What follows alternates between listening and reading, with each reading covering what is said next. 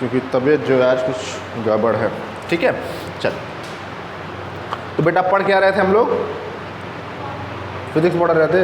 Physics में क्या पढ़ रहे थे बताइए? फिजिक्स में क्वांटम मैकेनिक्स पढ़ रहे थे। क्वांटम मैकेनिक्स में एक टॉपिक था हमारा, क्या था बेटा? Compton effect. क्या था बताइए? Compton effect. ठीक है ना, कॉम्पटन।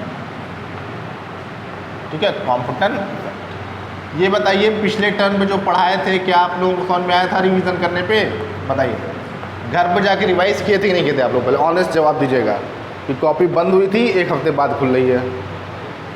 खुली थी? सही से बताइए, झूठ नहीं बोलना है। हाँ, वेरी गुड, वेरी गुड बेटा। यही एक्सपेक्टेशंस रहती है आप लोगों से मेरी। भैया रिवाइज कर लिया करिए तो फिर समझ में नहीं आएगा ना। चलिए अरे तो आज कॉम्पटन इफेक्ट का फिगर आप लोग को हम बताते हैं। ठीक है, कैसे फिगर बनता है उसका, उस फिगर को देख लीजिएगा। उस फिगर को ही अगर आप सिर्फ समझ लेंगे तो कॉम्पटन इफेक्ट आपका पूरा पूरा क्या हो जाएगा? क्लियर हो जाएगा। ठीक है ना, वो फिगर बहुत इंपॉर्टेंट है। और उस फिगर में हम लोग जो भी पॉसिबल डेटा है कॉम्पटन इफेक्ट से रिलेटेड, वो सारा का सारा बेटा क्या कर देंगे? डाल देंगे। ठीक है ना, मतलब एग्जामिनर को नंबर अगर देना है तो उस फिगर को, जो अभी तक कहानी आपने लिखी है ना स्टेटमेंट थ्योरी, एग्जामिनर को सिर्फ फिगर देख करके अगर एग्जामिनर चाहे तो आपको नंबर क्या कर सकता है? दे सकता है। क्योंकि जो भी आपने लिखा हुआ है वो सारा का सारा उस फिगर में क्या रहेगा बेटा? मेंशन रहेगा। ठीक है, चल आइए तो स्टार्ट करते हैं बेटा कॉम्पटन। ठीक है, चल आइए, चल। बोर्ड साफ है यार ना? दिखाई दे रहा है ना बोर्ड पे? और मिटा दे थोड़ा सा।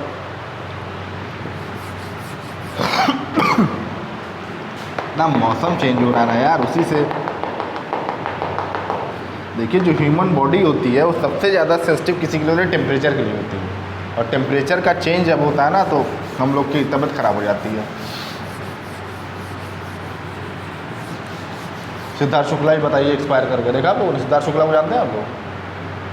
कौन था रिश्तेदार आपका? था कौन था? जानते क्या सिद्धार्थ शुक्ला को? फोटो बाद में देखे थे? अरे यार, मेरी मम्मी का फेवरेट कंटेस्टेंट था वो बिग बॉस में। उसकी डेथ से मेरी मम्मी शॉक में चली गई। और बहुत फेवरेट था उनका, पर्सनल फेवरेट था। मेरी मम्मी बिग बॉस की बहुत बड़ी फ़ैन है और वो जिसको सपोर्ट कर देती वही जीतता है बिग बॉस में। जिसको उन्होंने क्या हाथ रख दिया जिसके ऊपर उन्होंने कि ये मेरा कैंडिडेट है, वो जीत गया। वेरी गुड ट्रैक रिकॉर्ड है उनका बिग बॉस में। अब तक तो कोई नहीं हारा उनका। हाँ, इस बार थोड़ा सा वो राहुल को जिताना चाहती थी पर रुबीना जीत गई थी। रुबीना दिलैक। पर मन मम्मी का राहुल का था कि राहुल को जीतना चाहिए। चल बनाते हैं, चलिए।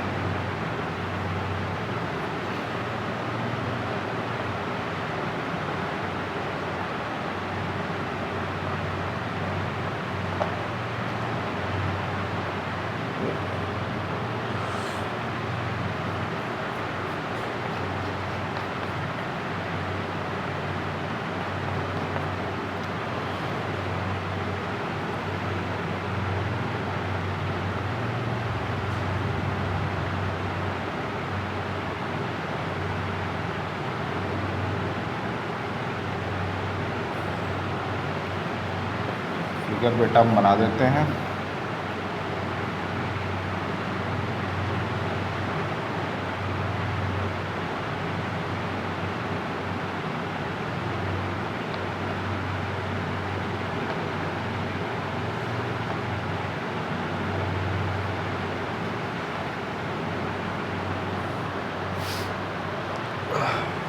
चलो देखिए हो क्या रहा है। ये बेटा क्या है? ये आपका क्या है बेटा? मैटर है। क्या है बेटा? मैटर। ठीक है ना, क्या है? मैटर। मैटर है या समझे कोई न्यूक्लियस है। ठीक है ना, न्यूक्लियस या एटम का सिस्टम है। ठीक, अब ये जो फोटोन आपका इंसिडेंट हो रहा है इसके ऊपर, ये जाहिर सी बात है मोशन में होगा। पर ये जो बेटा मैटर है इसकी खासियत क्या है? ये हमारा किस पे है? रेस्ट पर है। किस पे है बताइए? रेस्ट पर है। मतलब क्या कि इसमें किसी तरह का कोई मोशन नहीं हो रहा है। ये इनिशियली किस पोजीशन पर है? रेस्ट पोजीशन पर है। ठीक है, चलिए इस डायरेक्शन को हम आगे बढ़ा देते हैं।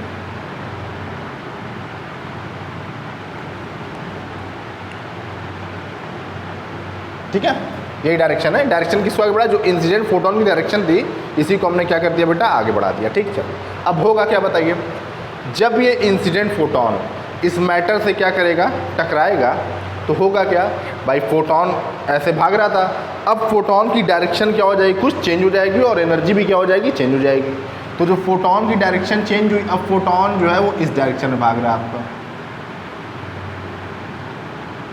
फोटोन जो बेटा वो किस डायरेक्शन में भाग रहा है, इस डायरेक्शन में भाग रहा है, ठीक है ना।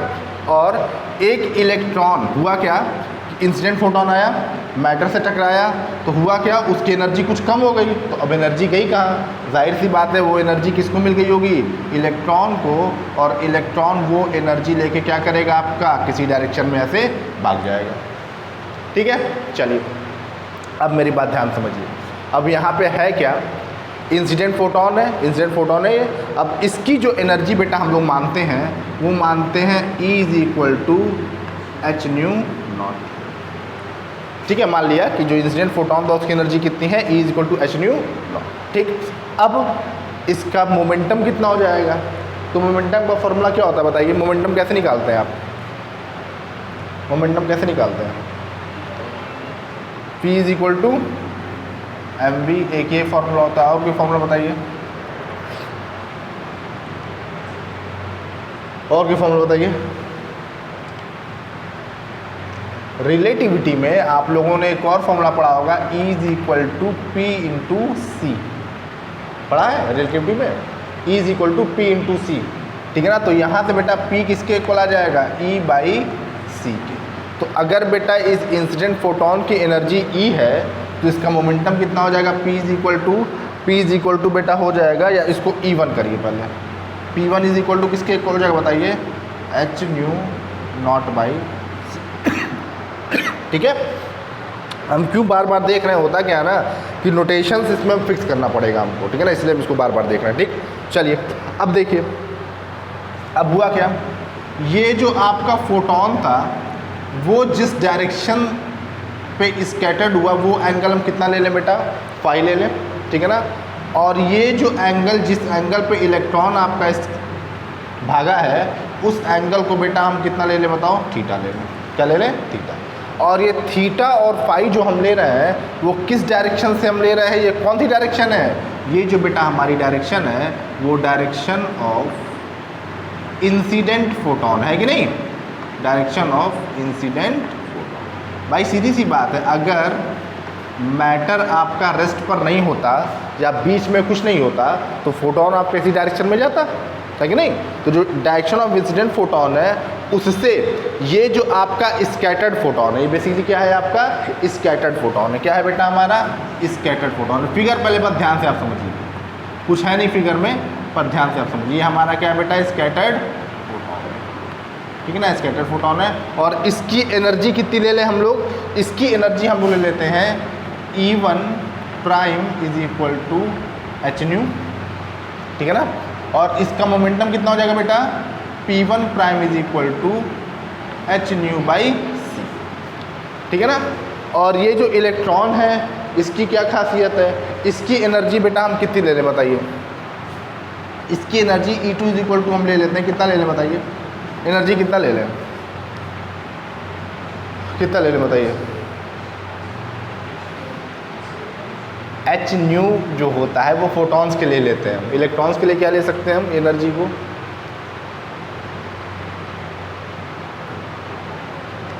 ये सब BSc फर्स्ट ईयर में आप लोग अगर रिलेटिविटी पढ़े होते कायदे से तो आपको पता रहता है, ठीक है ना। देख लीजिए, सीख लीजिए, अभी आप समझ जाएंगे। E = mc² होता है, E = क्या होता है बेटा, mc² होता है ना। ये कौन सा मास होता है, दो तरह का मास होता है, ध्यान से मेरी बात समझिएगा, दो तरह का मास होता है, एक मास होता है आपका m और एक मास होता है आपका m0।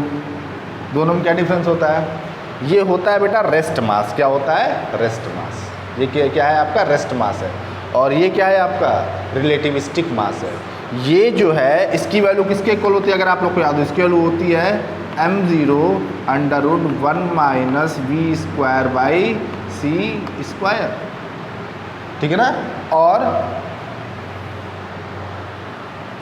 इलेक्ट्रॉन का या किसी मटेरियल का, किसी भी मैटर का जो रेस्ट मास होता है वो बेटा हमेशा क्या होता है, फिक्स होता है। जैसे जो आप m की वैल्यू लिखते हैं ना, m is equal two electron के लिए कितना लिखते हैं आप, मास कितना होता है इलेक्ट्रॉन का, याद नहीं है, कितना होता है, बोले बोले मास कितना होता है इलेक्ट्रॉन का, बोले अरे भैया 9.1 इंटू 10⁻⁻31 kg, यही ना होता बाबू। तो ये यम नहीं होता, ये बेसिकली क्या होता है आपका m0 होता है, ये रेस्ट मास होता है, ठीक है ना। और रेस्ट मास अगर होता है तो जाहिर सी बात है क्या हो, कांस्टेंट होता है, ये चेंज नहीं होता है। पर जो रिलेटिविस्टिक मास होता है, अगर आप मुझे रिलेटिविस्टिक मास कितना है तो आप क्या बताएंगे, आप नहीं बता सकते। क्यों नहीं बता सकते, क्योंकि रिलेटिविस्टिक मास के लिए बेटा क्या पता होना चाहिए, वेलोसिटी। रेस्ट मास तो पता होता है हमको, वो कांस्टेंट होता है, रिलेटिविस्टिक मास की वैल्यू नहीं बता सकते। तो कोई अगर आपको कंफ्यूज करे वाइवा में कि m क्या हो, m0 है कि m है, तो आप क्या कहेंगे, m0 है।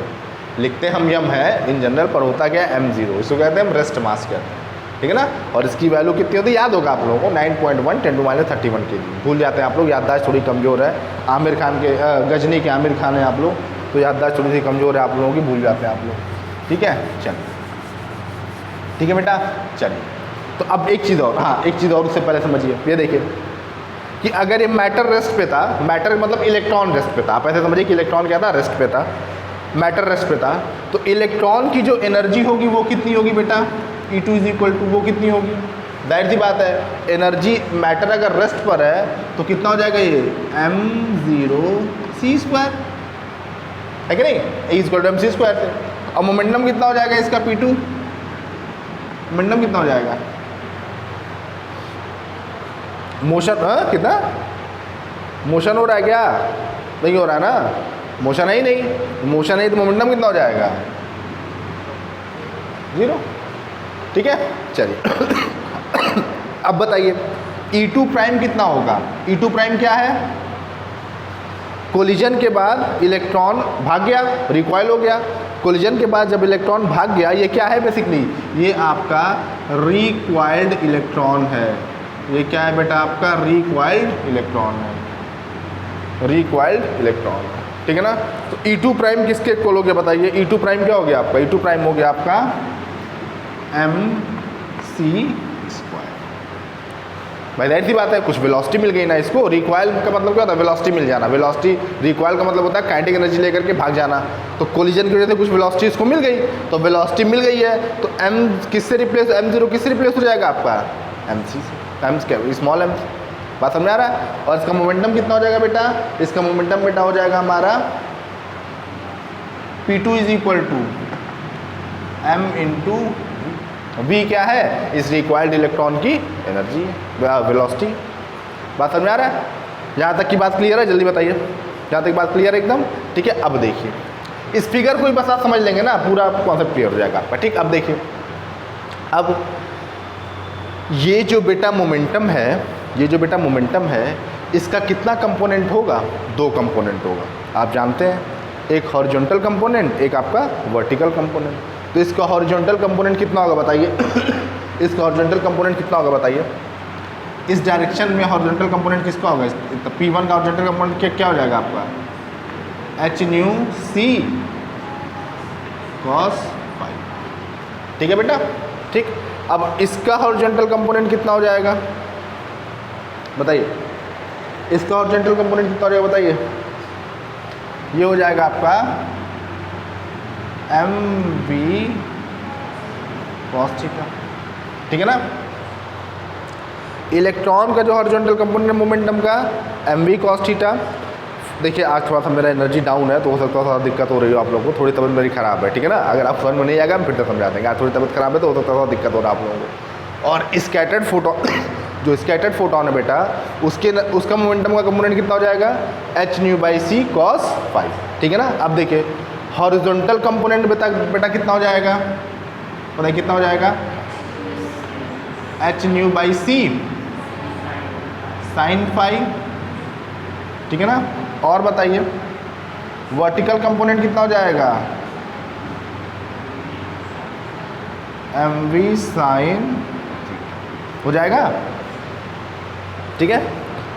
फिगर क्या आप लोग को समझ में आ गया है, जल्दी बताइए, फिगर में कोई दिक्कत नहीं है ना, कोलिजन से पहले एक फोटोन, इलेक्ट्रॉन, मैटर मतलब इलेक्ट्रॉन है, किस पर है बेटा, वो रेस्ट पर है, मतलब मोशन नहीं हो रहा है। तो कोलिजन से पहले फोटोन की एनर्जी कितनी ली आपने, E1 h new not, momentum कितना लिया, h new not by c। Electron था वो रेस्ट पे था, उसकी एनर्जी कितनी ली आपने, m0 c²। p2 कितना लिया आपने बताइए, 0। क्यों p2 0 है, क्योंकि रेस्ट पर। ठीक, अब जैसे ही कोलिजन हुआ आपका तो हुआ क्या, जो इंसिडेंट फोटोन है वो स्कैटर्ड हो गया किसी डायरेक्शन में।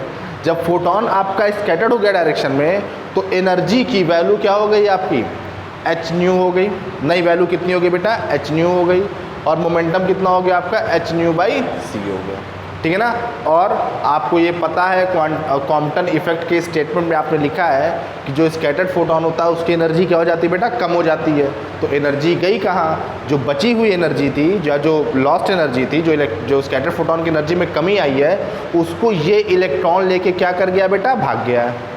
ठीक है ना। अब भागा है तो किस डायरेक्शन से भागा है, थीटा डायरेक्शन से भागा है। किस वेलोसिटी से भागा है, v वेलोसिटी से भागा है। तो इसका एनर्जी कितना ले लेंगे हम, mc²। m कौन सा मास है बेटा, रिलेटिविस्टिक मास है। मोमेंटम कितना ले लेंगे हम, m × v। बात समझ आ रहा है। चलिए, और फिर आपने क्या किया, स्कैटर्ड फोटोन का जो मोमेंटम था उसका दो कंपोनेंट निकाला, एक हॉरिजॉन्टल कंपोनेंट, एक आपका क्या हो गया बेटा, वर्टिकल कंपोनेंट। जो इलेक्ट्रॉन था आपका, रिक्वायर्ड इलेक्ट्रॉन था, उसका दो कंपोनेंट आपने निकाला, एक हॉरिजॉन्टल कंपोनेंट, एक वर्टिकल कंपोनेंट। ठीक है, ध्यान से अगर आप देखेंगे, इसका वर्टिकल कंपोनेंट, इसका वर्टिकल कंपोनेंट, स्कैटर्ड फोटोन का वर्टिकल कंपोनेंट और रिक्वायर्ड इलेक्ट्रॉन का वर्टिकल कंपोनेंट एक दूसरे को बेटा क्या कर रहा है, बैलेंस कर दे रहा है। ठीक है ना। और जो हॉरिजॉन्टल कंपोनेंट है वो क्या हो रहा है आपका, ऐड हो जा रहा है कि नहीं। यही है आपका टोटल सीन। ठीक है, चल इसको अब आप क्या करें, जल्दी से बना लीजिए। कुछ छूट नहीं रहा है भैया, नहीं कुछ नहीं छूट रहा, जल्दी से आप बना लीजिए। चल चल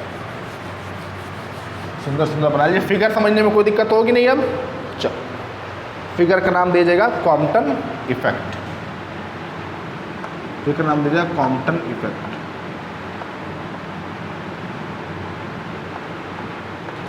कॉम्पटन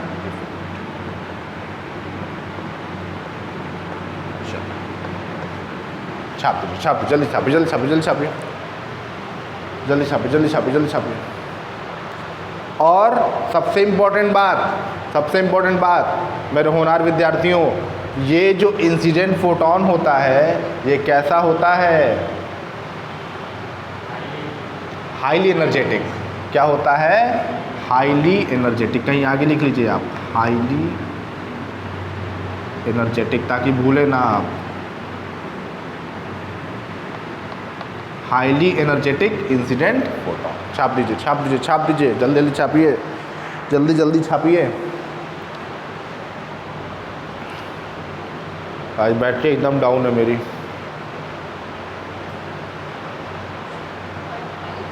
क्या चार्ज कर लीजिए, बताइए। अच्छा, वो ये नहीं कि सर स्विच में डाल के बटन ऑन कर दीजिए, उंगली चार्ज हो जाइए। खतरनाक आइडिया देते हो तुम लोग भी। चाहते हो सर के आगे लेट लग जाए, छुट्टी मिले हम लोगों को, नालायक।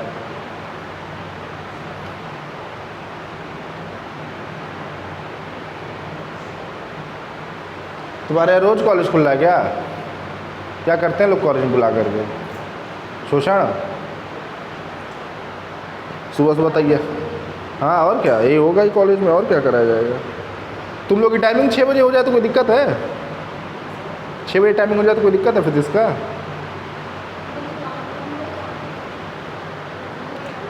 6 बजे तुम लोग का शायद हो जाएगा टाइमिंग।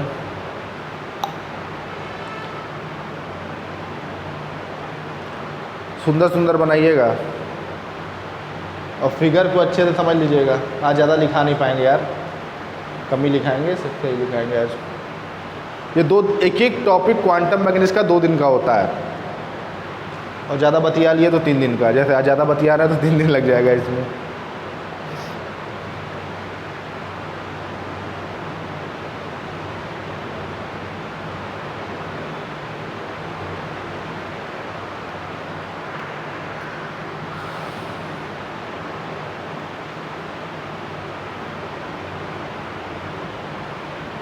किताब विताब आप लोग पूछते रहिए कि सर किस किताब से पढ़े, इतने इंटेलिजेंट हैं आप लोग।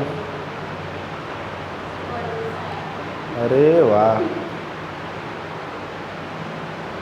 तभी अंतिम में यूपीएच खरीदेंगे आप लोग, इस भरोसे के बाद भी, है कि नहीं जी? तभी अंतिम में यूपीएच के पीएच खरीदाता है। अंतिम में यूपीएच खरीदेंगे आप लोग, चाहे टॉपर्स खरीदेंगे। टॉपर्स में मिसप्रिंट ज़्यादा होता है, कंटेंट उसका ठीक है, मिसप्रिंट ज़्यादा होता है टॉपर्स में। इस बार आया था तो उसको हम समझाए, इस बार 3 साल का पेपर डाला था हम, जब 5 साल का पेपर अगर आप डाल देंगे तो बच्चे यही खरीदेंगे बस। तो 5 साल पेपर डालिए आप इसमें क्योंकि 5 साल के पेपर से ही ज़्यादातर क्वेश्चन मिलते हैं। और आप लोग क्या जाने, एक साल प्रमोट हो गया, एक साल ऑब्जेक्टिव एग्जाम हो गया। आप लोग के जब बच्चे होंगे तो बेइज्जती होगा आप लोगों का कि मम्मी पापा प्रमोट हो गए थे मेरे।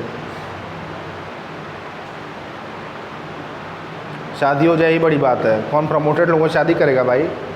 लड़कों के साथ तो और दिक्कत है। हाँ ये बात भी सही है, वो प्रमोटेड होगा तभी शादी करेगा, इतना ही करेगा। हम भी प्रमोटेड, तुम भी प्रमोटेड, प्रमोटेड।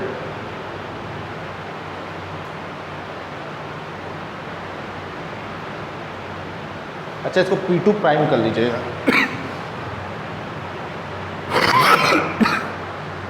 चलिए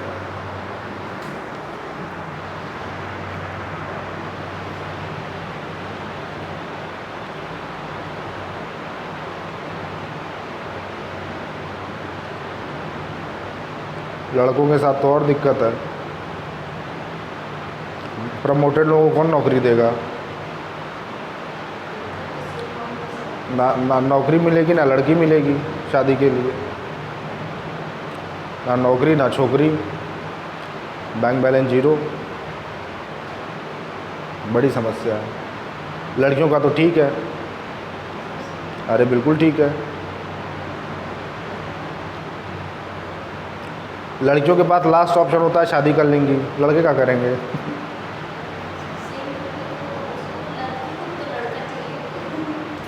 तो लड़कियों के पास तो ऑप्शन रहता ही रहता है।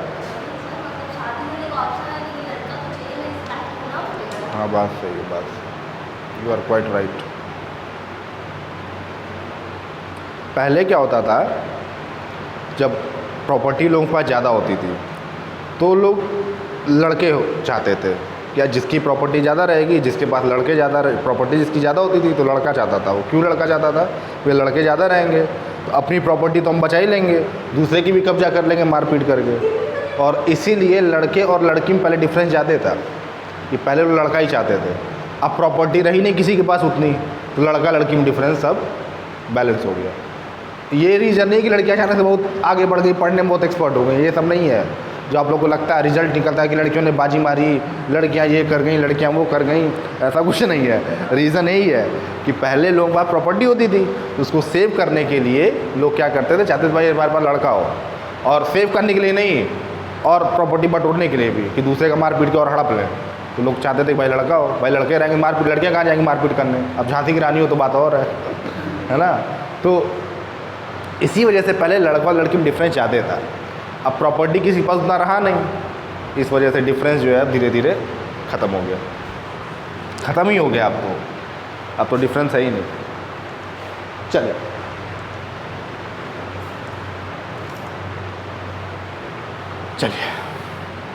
मिटा दे बेटा, इसको फिगर मिटा देना। फिगर को एकदम ध्यान से आपने समझ लिया है, कोई डाउट नहीं ना फिगर में? चलिए ध्यान से मेरी बात समझिएगा, एकदम कोई टेंशन नहीं, मिटा दे रहे हैं, ठीक है ना, क्योंकि कॉपी में ही आपके कोई दिक्कत नहीं होगी। चलिए अब एक एक चीज़ को हम लोग क्या कर रहे हैं, पहले एक्सप्लेन कर रहे हैं। इसमें 2 कंडीशन बेटा पॉसिबल है, ये 2 कंडीशन पॉसिबल है। 2 कंडीशन है ही क्या, पॉसिबल क्या, ठीक है, 2 कंडीशन है। एक कंडीशन है कोलिजन के पहले वाली, जिसमें एनर्जी और मोमेंटम आपको लिखना है, और एक कंडीशन है कोलिजन के बाद वाली, जिसमें फिर एनर्जी मोमेंटम क्या करना है, आपको लिखना है, ठीक है ना। और फिर क्या करेंगे बेटा, हम लोग कंजर्वेशन ऑफ मोमेंटम क्या कर देंगे, लगा देंगे। और उसके बाद हमारा मैथ जो भी हमको चाहिए क्या, कॉम्पटन इफेक्ट में क्या चाहिए हमको, कॉम्पटन शिफ्ट चाहिए। हमको ये देखना है कि जो स्कैटर्ड फोटोन है इसके वेवलेंथ में और इंसिडेंट फोटोन के वेवलेंथ में जो डिफरेंस है, बेसिकली भाई हुआ क्या है, आपको हमने समझाया था फिर से आपको रिवाइज करा देते हैं कि जो एनर्जी होती है बेटा वो फ्रीक्वेंसी के डायरेक्टली प्रोपोर्शनल होती है, जो एनर्जी होती है बेटा वो वेवलेंथ के क्या होती है, इन्वर्सली प्रोपोर्शनल होती है। तो अगर एनर्जी घट रही है तो वेवलेंथ क्या हो जाएगा, बढ़ जाएगा। तो ये जो वेवलेंथ आपकी बढ़ी है उसका जो डिफरेंस है, वेवलेंथ जो आपकी बढ़ी है उसका जो डिफरेंस है, वो डिफरेंस ही, उस डिफरेंस को ही हम क्या कहते हैं, कॉम्पिटेंट शिफ्ट कहते हैं। क्या कहते हैं, कॉम्पिटेंट शिफ्ट कहते हैं। और वो डिपेंड किस पे करता है, यही हम लोग को चाहिए। आप देखेंगे बहुत इंटरेस्टिंग रिजल्ट आएगा कि कॉम्पिटेंट शिफ्ट जो होता है वो बेसिकली इस चीज़ पे डिपेंड नहीं करता कि आप किस मैटर से इसका कोलिजन करा रहे हैं, वो अलग चीज़ पे डिपेंड करता है। अभी आप देखिएगा इंटरेस्टिंग रिजल्ट आता है कॉम्पिटेंट शिफ्ट, इसलिए इंपॉर्टेंट होता है। बिठा दे बेटा, चल। और इसका रिजल्ट आपको याद होना चाहिए। अभी हम बताएंगे क्या आपको याद करना है, अभी हम बताएंगे। और याद भी हो जाएगा आपको। एक क्वेश्चन भी आप लोगों से पूछा जाता है कि डेली लाइफ में हम लोग कॉम्पिटेंट शिफ्ट क्यों नहीं ऑब्जर्व कर सकते हैं, या daily life in the sense कि मतलब कहने का मतलब उसके है कि हाईली एनर्जेटिक फोटोन के लिए ही कॉम्पिटेंट शिफ्ट क्यों ऑब्जर्व किया जाता है। लो एनर्जेटिक फोटोन जैसे हमारा जो विजिबल रेंज, जैसे मान लीजिए हम लोग देखते हैं जो विजिबल लाइट है, भाई डेली लाइफ का मतलब क्या, विजिबल लाइट। जैसे देखिए समझिए, एक चीज़ और आपको बता दें, यहाँ पर एक चीज़ और आपको बता दें, अगर आपसे पूछा जाए कि कितने तरह का फोर्स होता है, आप क्या बताएंगे? ध्यान से मेरी बात समझिएगा, 2 मिनट आपका लेंगे समय, थोड़ा सा अलग से बात बतानी है। अगर आपसे पूछा जाए फोर्स कितने टाइप का होता है, आप क्या बताएंगे?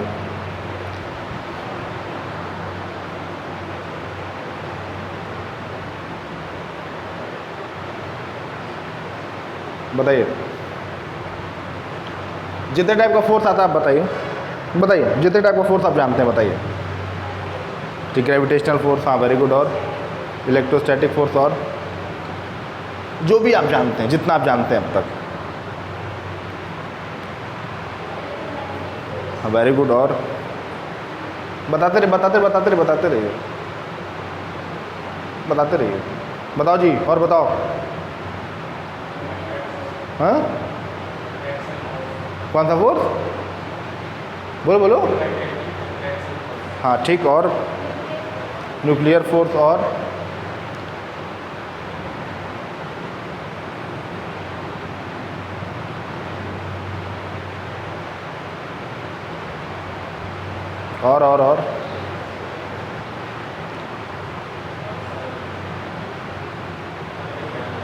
हाँ,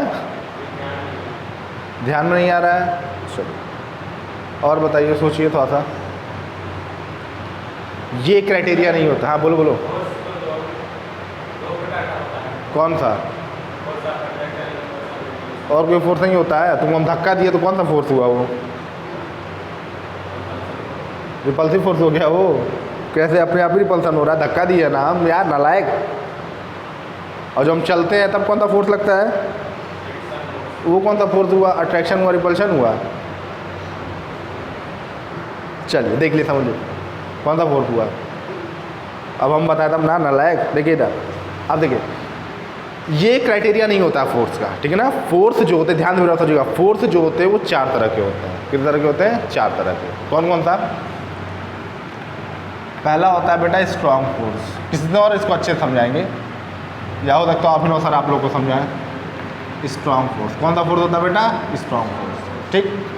दूसरा फोर्स होता है, कौन सा फोर्स होता है? बट इलेक्ट्रोमैग्नेटिक फोर्स, नालायक, वीक फोर्स, तुरंत दिमाग काम करता है। और तीसरा कौन सा होता है?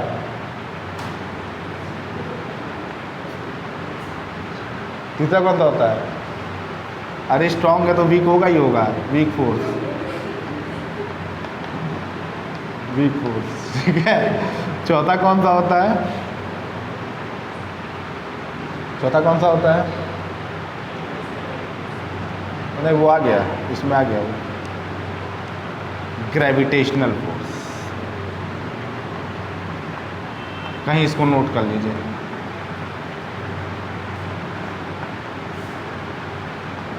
ये घटते हुए क्रम में है, स्ट्रेंथ की घटते हुए क्रम में है ये,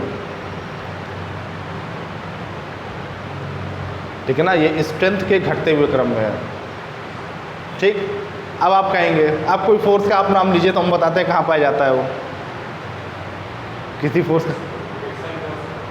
फ्रिक्शन फोर्स आपका इसमें लाई करेगा, इलेक्ट्रोमैग्नेटिक फोर्स में। और बताइए,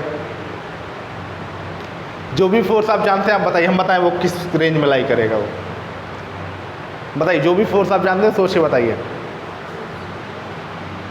बोलो जी। कूलम फोर्स इसमें लाई करेगा। और बताइए, कूलम फोर्स नहीं, कूलम फोर्स इसमें लाई करेगा, इलेक्ट्रोमैग्नेटिक फोर्स में। और बताइए,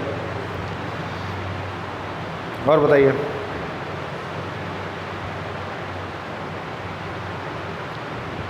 सोचिए सोचिए सोचिए। वीक फोर्स नहीं, इसमें लाई करेगा, इलेक्ट्रोमैग्नेटिक वाले में। और बताइए कोई फोर्सेस, बताइए बताइए, दिमाग ही नहीं काम, जब सवाल पूछा दिमाग नहीं काम करता, इसे वाले लेक्चर दे देंगे आप लोग। और बताइए फोर्स, आप जो फोर्स जानते हैं आप बताइए, हम बता रहे किस रीजन में लाई करेगा वो। न्यूक्लियर फोर्स इसमें लाई करेगा, स्ट्रॉन्ग फोर्स में।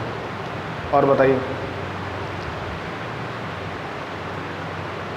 देख लीजिए छोटा सा कॉन्सेप्ट है ये फोर्स, वो भी नहीं आ रहा आप लोगों को, गलती आपकी नहीं है, ऐसे पढ़ाया ही नहीं जाता आप लोगों की समझ में आए, ठीक है ना। इसको नोट कर लीजिए और याद रखिए। स्ट्रॉन्ग फोर्स में बेटा कौन सा फोर्स आता है, स्ट्रॉन्ग फोर्स का एग्जांपल होता है बेटा न्यूक्लियर फोर्स। कौन सा फोर्स होता है हमारा, nuclear force, nuclear force. Strong force में हमारा क्या होता है, न्यूक्लियर फोर्स होता है, ठीक, केवल न्यूक्लियर फोर्स होता है, ठीक है ना। और डेली लाइफ में जो भी फोर्स आप एक्सपीरियंस करते हैं, डेली लाइफ में जो भी फोर्स आप एक्सपीरियंस करते हैं वो सारा का सारा किस में होता है, इलेक्ट्रोमैग्नेटिक फोर्स में।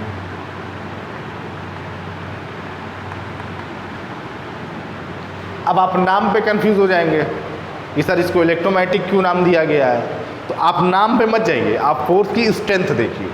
डेली लाइफ में जो फोर्स हम फील करते हैं उसकी जो स्ट्रेंथ होती है वो जिस रीजन में होती है वो ये रीजन में होता है, इलेक्ट्रोमैग्नेटिक फोर्स, ठीक है बेटा। और स्ट्रॉन्ग फोर्स जो होता है वो न्यूक्लियर रेंज में पाया जाता है, उसकी रेंज बहुत कम होती है, तो उसके लिए वो किस में रखा जाता है, स्ट्रॉन्ग फोर्स में। स्ट्रॉन्ग फोर्स का मतलब सिर्फ और सिर्फ क्या बेटा, न्यूक्लियर फोर्स, या ऐसे फोर्सेज जो न्यूक्लियस में क्या होते हैं, एग्जिस्ट करते हैं, तो न्यूक्लियर फोर्सेज दिखाएंगे उनको, कुछ और नाम उसको नहीं देते हम। तो वीक फोर्स में कौन सा फोर्स आता है, जो बॉन्डिंग में आपकी बनती है। इलेक्ट्रोस्टैटिक फोर्स को अगर बड़े ऑब्जेक्ट के लिए है तो इसमें, नहीं तो फिर इसमें भी हम रख सकते हैं। जैसे बॉन्ड्स आपके बनते हैं, जैसे मान लीजिए आपका फोर्स होता है, वीक फोर्सेज में आपका फोर्स होता है वॉन डर वाल फोर्स, नाम सुना आपने, वॉन डर वाल फोर्स, वो वीक फोर्स का एग्जाम्पल है आपका, ठीक है। और ग्रेविटेशनल फोर्स तो आप जानते ही जानते हैं, ठीक है ना। और सबसे कमजोर फोर्स जो होता है वो ग्रेविटेशनल फोर्स होता है, नाम भले इसका वीक है पर सबसे कमजोर कौन सा होता है बेटा, ग्रेविटेशनल होता है, ठीक है ना। तो याद कर, यही 4 तरह से क्लासिफाई किया गया है फोर्स को, और कोई तरीका नहीं है, बाकी सब एग्जाम्पल होता है इसका। नाम से कंफ्यूज नहीं होना है आपको, आपको क्या देखना है, स्ट्रेंथ, ठीक है ना। जैसे मान लीजिए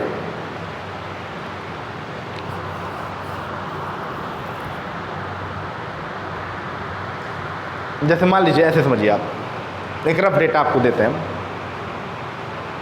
मान लीजिए इलेक्ट्रोमैग्नेटिक फोर्स की स्ट्रेंथ जो है वो 1 है, क्या है आपका, 1 है, ठीक है ना। तो इसका 100 टाइम्स क्या होगा, स्ट्रॉन्ग फोर्स होगा। हम ऐसे कंपेयर करें भाई, कंपेयर के लिए एक को 1 बना दिया, उसके कंपैरिजन उससे, मतलब उससे बाकी को उससे क्या कर रहे हैं हम, कंपेयर कर रहे हैं। मतलब इलेक्ट्रोमैग्नेटिक फोर्स अगर आपका 1 है तो समझिए इसका 100 टाइम्स क्या होगा, स्ट्रॉन्ग फोर्स होगा, ठीक है ना। और इसका 1/10 टाइम्स क्या होगा, आपका वीक फोर्स होगा, बात समझ आ रहा ना। और 1/100 टाइम्स क्या होगा आपका, ग्रेविटेशनल फोर्स होगा, बात समझ आ रहा ना। कि इलेक्ट्रोमैग्नेटिक फोर्स का 100 टाइम्स क्या होगा हमारा, स्ट्रॉन्ग फोर्स होगा, उसका 1/10 क्या होगा, वीक फोर्स होगा, और 1/100 क्या होगा, ग्रेविटेशनल फोर्स होगा। सबसे कमजोर कौन सा हुआ है कि नहीं, और होता भी है भाई। ग्रेविटेशनल फोर्स हम आप फील थोड़ी कर सकते हैं, हम आप फील करते ग्रेविटेशनल फोर्स तो पढ़ा ही नहीं पाते हम, मैटर कभी एग्जिस्ट ही नहीं करता, सब एक दूसरे से आदमी चिपका हुआ होता, हर कोई एक दूसरे चिपका हुआ होता तब, एक यूनिवर्स बन ही नहीं पाता। अब ग्रेविटेशनल फोर्स अगर बहुत स्ट्रांग होता तो यूनिवर्स का फॉर्मेशन हो पाता क्या? नहीं हो पाता। पूरा मैटर एक साथ चिपका हुआ था। आप जानते भी हैं जो बिग बैंग थ्योरी है वो क्या कहती है कि हम लोग भैया एक पॉइंट पे थे, उस पॉइंट से इतना बड़ा यूनिवर्स आपका बना है। सारा का सारा मैटर जो है वो एक पॉइंट पे था और फिर वो फटा, बिग बैंग फटा, और फटा तो धीरे धीरे धीरे धीरे यूनिवर्स क्या हुआ? एक्सपैंड किया। तो जो आज आप देखते हैं यूनिवर्स को बेसिकली एक पॉइंट से शुरुआत हुआ है और फिर एक लिमिट ऐसा आएगा। कब होगा ये? जब यूनिवर्स की एंट्रोपी, देखिए जब यूनिवर्स एक्सपैंड कर रहा है उसकी एंट्रोपी क्या हो रही? बढ़ रही है। जब उसकी एंट्रोपी मैक्सिमम हो जाएगी तब यूनिवर्स में क्या शुरू होगा? कॉन्ट्रैक्शन शुरू होगा और फिर हम लोग कहाँ पहुँच जाएंगे? पॉइंट पे। शून्य से शुरुआत हुई थी, शून्य पे क्या हो जाएंगे? पहुँच जाएंगे। जीरो से स्टार्ट हुआ था, जीरो पे पहुँच जाएंगे। ठीक है ना? तो यही चार तरह से बेटा फोर्सेस को क्या किया जाता है? क्लासीफाई किया जाता है, और कोई पांचवा तरीका नहीं। ठीक है ना? अब कोई पूछेगा तो बता जाएंगे ना, कौन कौन सा बताएंगे? Strong force, electromagnetic force, weak force और ग्रेविटेशनल फोर्स। एक और पीडीएफ डलवा दें क्या? उसमें भी दिया हुआ है सर, एक और पीडीएफ डलवा दें। पढ़ते नहीं ना आप लोग हैं, दिक्कत है। वरना कई सारा अच्छा इंटरेस्टिंग चीज़ें आप लोग को हम देते हैं, दिक्कत है पढ़ते नहीं आप लोग। अब ये तो टॉपिक का था, पेपर का था, तो क्वांटम मैकेनिक्स वाला जो डेवलपमेंट दिए हैं पीडीएफ का, तो वो तो आप लोग चलिए कुछ समझ में आएगा आपको। अब ये सब चीज़ें थोड़ी सी थोड़ा आउट ऑफ सिलेबस हैं। ठीक है? तो कोई बताता नहीं है, बच्चों को भी नहीं पता रहता है। पर जब बच्चा इंटरव्यू देने जाता है मान लीजिए कहीं, तब बच्चा फंस जाता है, क्योंकि तब वहाँ इंटरव्यू में पूछा जाता है चार तरह का कौन सा फोर्स होता है। अब आपको टीचर पढ़ाया नहीं, क्योंकि टीचर तो सिलेबस ख़त्म करे कि ज्ञान दे, और आप फंस गए।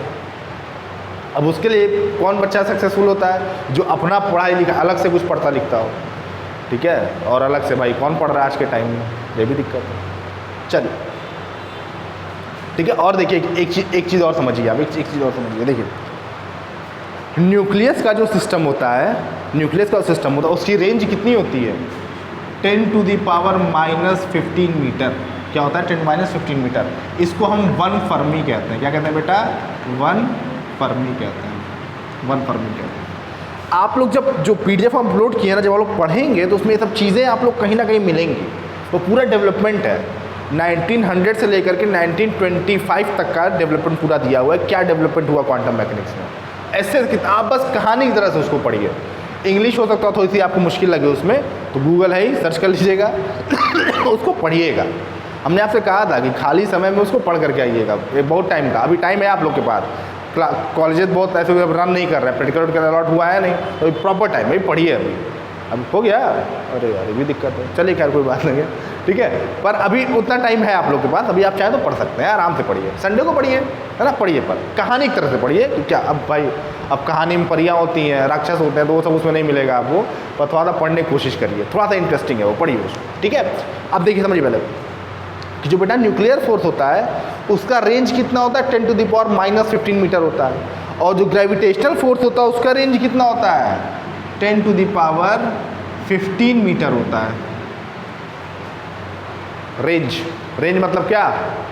किस रेंज में एक्टिव होता है ग्रेविटेशनल फोर्स, ठीक है। अब आप सोचिए, जो जो न्यूक्लियर फोर्स होता है बेटा वो कैसा होता है? स्ट्रॉन्ग फोर्स होता है। और जो ग्रेविटेशनल फोर्स होता है वो कैसा फोर्स होता है? वीकेस्ट फोर्स होता है। अब देखिए नेचर ना कभी भेदभाव नहीं करता है, भेदभाव हम आप करते हैं। लड़का है, लड़की है, जनरल है, ओबीसी है कि नहीं, ये गोरा है, वो काला है, ये लंबा है, वो छोटा है, ये मोटा है, पतला है। भेदभाव हम आप करते हैं, नेचर कभी भेदभाव नहीं करता है। नेचर ने कितना बढ़िया सिस्टम एडजस्ट किया है। जो सबसे छोटा सिस्टम था, न्यूक्लियस का सिस्टम बेटा सबसे छोटा सिस्टम होता है, उसको नेचर ने सबसे बड़ा फोर्स दिया, स्ट्रॉन्ग फोर्स। और जो सबसे बड़ा सिस्टम है, ग्रेविटेशनल सिस्टम से बड़ा कोई सिस्टम है क्या? कोई सिस्टम नहीं है। सन और अर्थ पूरा जो एस्ट्रोनॉमिकल सिस्टम आपका होता है उससे बड़ा कोई सिस्टम है? एक सेलेस्टियल सिस्टम भी कहते हैं उसको। सेलेस्टियल सिस्टम से बड़ा कोई सिस्टम है क्या? नहीं है। सबसे बड़े सिस्टम को नेचर ने सबसे छोटा फोर्स दिया। नेचर देखिए कभी भेदभाव नहीं करता है। सबसे छोटा सिस्टम सबसे बड़ा फोर्स, सबसे बड़ा सिस्टम सबसे छोटा फोर्स। तो भेदभाव हम आप करते हैं, नेचर नहीं करता है। यही खासियत है नेचर की, वो सिमेट्रिकल है। Nature love symmetry. किसी को सबसे छोटा बनाया तो फोर्स सबसे बड़ा दिया, किसी को सबसे बड़ा बनाया तो फोर्स क्या कर दिया? सबसे छोटा दे दिया। नेचर की खासियत होती है, वो सिमेट्री को क्या करता है? पसंद करता है। वो भेदभाव नहीं करता है, भेदभाव हम आप करते हैं। ठीक है, चलिए अब समझिए एक चीज़ और जान लीजिए आप कि जो न्यूक्लियस होता है उसकी डेंसिटी सबसे ज़्यादा होती है। कितनी होती है? ये सब सवाल पूछा जाता है। कितनी डेंसिटी? न्यूक्लियस की डेंसिटी आप कैलकुलेट करेंगे तो आपको पता चलेगा 10⁻17 kg पर मीटर क्यूब होता है। इससे ज़्यादा डेंस मैटर आपको अर्थ पे नहीं मिलेगा। कहाँ मिलेगा? यूनिवर्स में, जिसको ब्लैक होल आप कहते हैं। अर्थ पे सबसे ज़्यादा किसी मैटर की डेंसिटी अगर होती है तो किसकी होती है बेटा? न्यूक्लियस की होती है। ठीक है, और न्यूक्लियस का स्ट्रक्चर कैसा होता है? देखिए कुछ बहुत इंटरेस्टिंग बातें निकल करके आ रही हैं सब। न्यूक्लियस का स्ट्रक्चर कैसा होता है? क्वांटम मैकेनिक्स एक ऐसी ब्रांच है फिजिक्स की ना जो सारे ब्रांचेस को कलेक्ट करती है। जब आप पढ़ेंगे तो बहुत इंटरेस्टिंग है, इसीलिए हम बहुत समय लेके पढ़ाते हैं इसको एकदम, ताकि बच्चे को इससे प्यार हो जाए। बहुत इंटरेस्टिंग है। बताइए न्यूक्लियस का स्ट्रक्चर कैसा होता है? आप लोग कैसा पढ़ाया गया है? न्यूक्लियस ऐसे पढ़ाया गया है, यही होता है ना। एक्चुअल में न्यूक्लियस ऐसा नहीं होता है। न्यूक्लियस कैसा होता है? ऐसा होता है।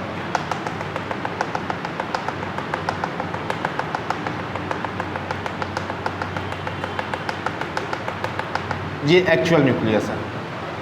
अब कहेंगे सर अंतर क्या है? अंतर ये है बेटा, ये जो आप बनाते हैं फिगर, इसकी बाउंड्री देखिए क्या है? शार्प है। शार्प बाउंड्री का मतलब क्या? कि आपको पता है कि इसका रेंज कहाँ ख़त्म हो रहा है। मान जैसे एक कमरा है ना, जैसे ये एक बाउंड्री है, हम इस कमरे के अगर एंड पर खड़े हैं तो पता है कि यार यहाँ से कमरा ख़त्म हो रहा है। ठीक है ना? पर जो न्यूक्लियस होता है एक्चुअल में उसकी बाउंड्री देखिए डिफाइंड नहीं होती है। मतलब क्या कि आप न्यूक्लियस के अंदर अगर टहल रहे हैं, न्यूक्लियस मान लिया आप टहल रहे हैं न्यूक्लियस के अंदर, तो आप न्यूक्लियस फोर्स फील करेंगे और आप न्यूक्लियस से बाहर निकल रहे हैं, तो कब वो फोर्स ख़त्म हो जाएगा आपको पता नहीं चलेगा। क्यों? क्योंकि उसकी जो बाउंड्री होती है बेटा ना, वो शार्प नहीं होती है। उसका रीज़न क्या है? रीज़न ये है कि जो आपका न्यूक्लियस होता है वो क्वांटम ऑब्जेक्ट होता है, क्लासिकल ऑब्जेक्ट नहीं होता है। जो क्लासिकल ऑब्जेक्ट्स होते हैं उनकी बाउंड्री शार्प हो, जैसे बॉल है आपका, क्रिकेट बॉल होता है, उसका देखिए वो क्या होता है? रेडियस उसका फिक्स होता है, सरकमफ्रेंस उसका फिक्स होता है। तो जो भी आपके क्लासिकल ऑब्जेक्ट्स होते हैं जो आप देख सकते हैं आँख से, या जो डेली लाइफ में आप एक्सपीरियंस करते हैं, जिसको क्लासिकल ऑब्जेक्ट्स कहते हैं, उनकी बाउंड्री क्या होती है बेटा? डिफाइंड होती है, शार्प होती है, शार्प एंड डिफाइंड होती है।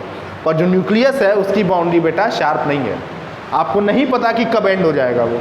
आप टहल रहे हैं, आराम से घूम रहे हैं, घूमते घूमते घूमते घूमते आप न्यूक्लियस की रेंज से बाहर हो जाएंगे। एक एग्जांपल दे रहे हैं, न्यूक्लियस में घूमेंगे नहीं आप, ऐसे समझने के लिए एग्जांपल दे रहे हैं कि आप कब बाहर हो जाएंगे उस रेंज से, आपको पता नहीं चलेगा कि एक्चुअल में कहाँ उसकी बाउंड्री एंड हुई, आप बता ही नहीं सकते। ठीक है ना?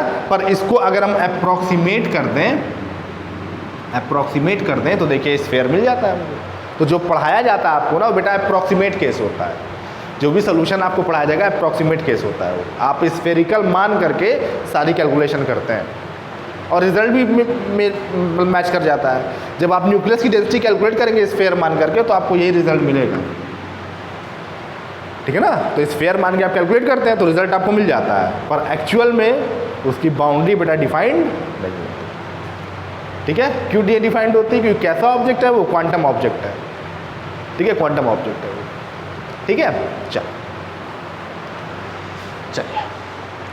चलो यार, चलो मिटाओ, भटक जाते हैं हम भी कभी कभी। चलिए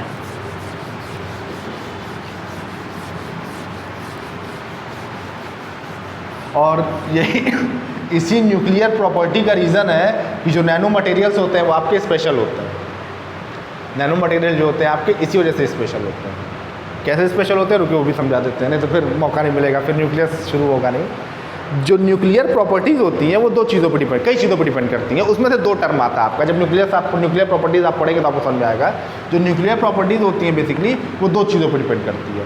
एक होता है आपका सरफेस एनर्जी का टर्म और एक होता है आपका वॉल्यूम एनर्जी का टर्म। और भी कई सारी चीज़ें होती हैं, पूरी एक सीरीज़ होती है 4-5 टर्म्स की। मोटा मोटा आप समझिए कि जो न्यूक्लियर प्रॉपर्टीज़ होती हैं वो दो चीज़ों पर डिपेंड करती हैं। एक हमारा सरफेस एरिया का टर्म होता है और एक बेटा किसका टर्म होता है? वॉल्यूम का टर्म होता है। ठीक है ना? अब आप ये बताइए, मान लीजिए स्फेयर आपने माना, तो स्फेयर का बेटा एरिया कितना होता है? 4 पाई आर स्क्वायर, ये उसका सरफेस एरिया होता है, मान लिया ऐसे। ठीक, वॉल्यूम कितना होता है बेटा 4/3 पाई आर क्यूब, ठीक है ना। अब आप ये बताइए, मान लीजिए कोई बल्क मटेरियल है जिसकी रेंज क्या है, ज़्यादा है। अब जाहिर सी बात है बेटा, अगर रेंज ज़्यादा है तो जो वॉल्यूम वाला टर्म है वो क्या करेगा, डोमिनेट करेगा। क्यों?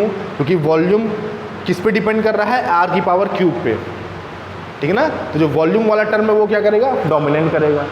अब मान लीजिए नैनो रेंज पर आप जाते हैं, नैनो स्केल पर आप जाते हैं, तो जो रेंज है वो क्या हो जाता है, घटता जाता है। और रेंज अगर घटता जाएगा, रेंज अगर कम हो जाएगा, तो आप ये बताइए सरफेस वाला टर्म बड़ा होगा कि वॉल्यूम वाला टर्म बड़ा होगा? जाहिर सी बात है सरफेस वाला टर्म बड़ा होगा। भाई जैसे मान लीजिए कि 1/100 है, 1/10 है, ठीक है ना। 1/10 का आप स्क्वायर कर रहे हैं तो 1/ कितना आ रहा है, 100 आ रहा है। और 1/10 का आप क्यूब कर रहे हैं तो 1/ क्या आ रहा है, 1000 आ रहा है। तो कौन बड़ा है, यही ना बड़ा है कि नहीं। मतलब क्या कि जब नैनो स्केल पर हम जाते हैं तो बल्क स्केल पर है, आप बड़े मैटर की बात कर रहे हैं, बल्क स्केल पर है आप, तो देखिए जो वॉल्यूम वाला टर्म है वो डोमिनेट करता है। पर जब नैनो स्केल पर हम आते हैं तो जो सरफेस वाला टर्म है बेटा वो क्या क्या कर जाता है, डोमिनेट कर जाता है। और इसी वजह से नैनो मटेरियल्स क्या हो जाते हैं, स्पेशल हो जाते हैं, क्योंकि उनमें एडिशनल सरफेस प्रॉपर्टीज़ देखने को मिलती हैं। क्योंकि ये सरफेस वाला टर्म, सरफेस एरिया वाला टर्म क्या कर जाता है, तब डोमिनेट कर जाता है। और नैनो स्केल पर ही होता है, ये माइक्रो स्केल पर नहीं होता है, नैनो स्केल पर ही होता है। अब नैनो स्केल पे क्यों होता है ये नहीं पता, पर होता क्या है ये पता है। फिजिक्स में every why is not answerable, only some hows are answerable, कि कैसे हो रहा है। सारे क्यों का जवाब आप नहीं दे सकते, वो शायद कभी डिस्कवर भी ना हो पाए, या कभी समय लगेगा डिस्कवर होने में। फिजिक्स में every why is not answerable, एकदम याद कर लीजिए। हर चीज़ के क्यों के पीछे पड़ेंगे आप तो दिक्कत हो जाएगी। ओनली सम हाउस आर क्या कहते हैं, एक्सप्लेनेबल, कि कुछ हाउस जो है मतलब कैसे हो रहा है उसको हम एक्सप्लेन करते हैं। क्यों होता है नैनो स्केल पे ये नहीं पता, क्या होता है वो पता है, कैसे होता है वो पता है, ठीक है ना। क्यों होता है वो नहीं पता कि नैनो पे ही क्यों होता है, पर होता है कि नैनो पे अचानक से सरफेस वाला टर्म क्या कर जाता है, डोमिनेट कर जाता है। और surface properties, additional surface properties देखने को मिलती हैं, और कुछ बहुत इंटरेस्टिंग रिजल्ट हम लोग को देखने को मिलते हैं। जब आप PhD करेंगे, जैसे मेरा जो रिसर्च का इंटरेस्ट है वो नैनो मटेरियल्स है, तो हमको थोड़ा सा इन्फॉर्मेशन है उसके बारे में, ठीक है। जब रिसर्च आप करेंगे तो आपको और पता चलेगा, ठीक है। चलिए